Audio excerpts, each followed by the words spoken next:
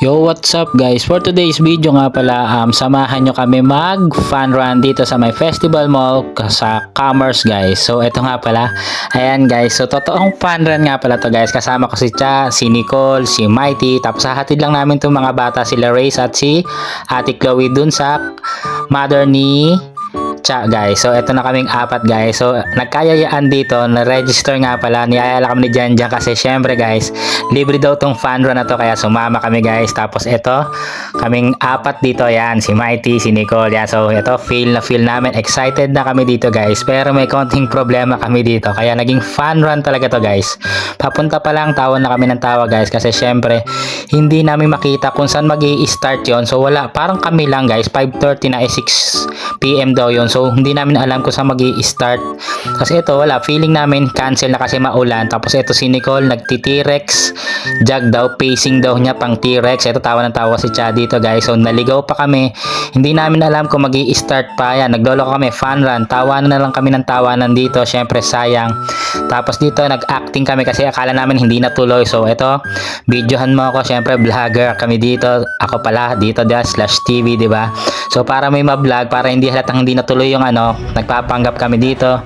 Pero ito guys, nung gabi na 6:30 guys, so nag-start na, dumating na yung A6 guys na group dito, yan yun nga pa rin nag-sponsor dito guys. Pero wala kaming numbering dito, tsaka walang mga medal. Ito lang, tamang takbo ka lang, 5k nga pala to guys, 5 kilometers. Tapos ito ko dito, tamang video guys. So first time ko to.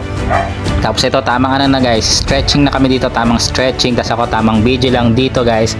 So magi-start na ang totoong fun run. Pero ang totoo talaga niyan guys, nauna na kami, pagod na kami dito guys. So ito na, start na natin yung tamang fun run guys. Tapos ito, di ba, tamang video kami dito, ayan, kaway-kaway.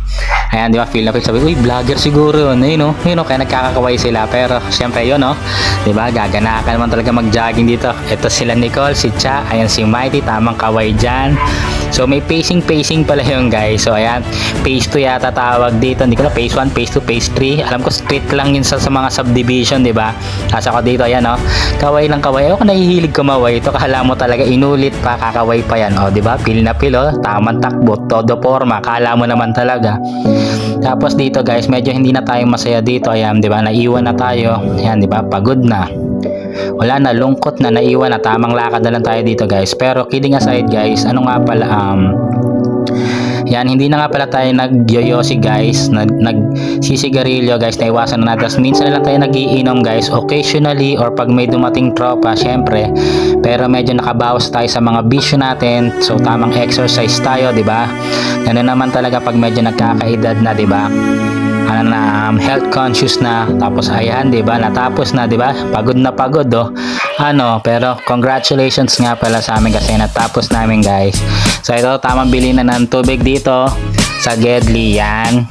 At napauwi na kami dito guys. Ganun din yung ginaging namin, tamang food trip din. Si Mighty naghahanap na to ng ramen pero syempre Patboy Grill ang kinabagsakan namin. Kaya nagagami ng beef tapa, sausage, ito may liempo, di ba? Sa Patboy Grill agad yan. So hanggang dito na lang guys. So sana nag-enjoy kayo at nag-enjoy din kami sa fun run na to. Next time naman yung totoong fun run na talaga guys, yung may number daw sabi nila. So thank you for watching. Salamat, bye bye.